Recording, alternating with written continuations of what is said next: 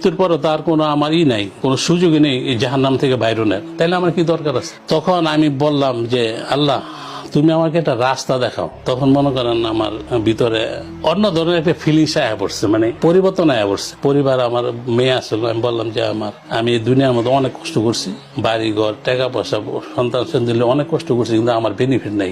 তো সন্তান খালি দিতে পারলে ভালো, না দিতে পারলে খারাপ। তো এতে আমি যে আমাকে দিতে পারবো আজীবন, আমি তার কাছে যাওয়া ভালো। তখন বলছে যে না, তুমি এই মুহূর্তে হইতে পারবো না, তুমি দেশে আই। আমি না, দেশে আওয়া যেত না, তোমাদের প্রবলেমটা কি বলো।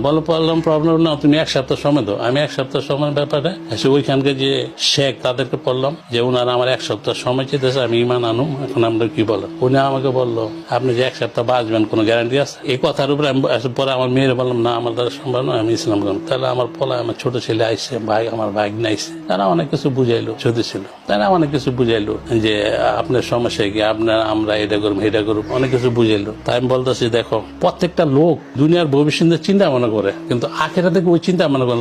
তুমি চিন্তা করো তোমার মৃত্যুর পরে তুমি কোথায় যাইবা। পরে আমার ওই শেখেরা আসলো, শেখের ভিতরে আইয়া আপনার ওই আমার কলমা শাহাদত পড়াইলো, এসে আমার নামাজে ঢুকে দিল।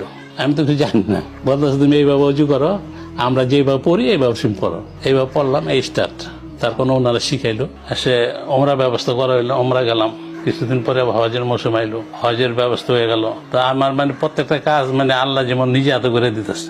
বড় ছেলের বললাম, আমার ওয়াইফের বললাম, ওয়াইফের বললাম না, তোমার বাবা তুমি থাকো, আমার বাবা আমরা থাকি। তো ওনাকে অনেক বুঝাইলাম, বড় ছেলে বুঝাইলাম। বড় ছেলে বললাম যে বাবা, তুমি তো মোবাইল চালাও, তুমি মোবাইলে গিয়ে তোমার ইসলাম সম্বন্ধে জানো, বোঝো, তারপরে দেখো তোমার ইচ্ছা যদি হয় ইসলাম গ্রহণ করতে পারো, তবে দুনিয়ার থেকে আখেরাতে তোমার লাভ বেশি।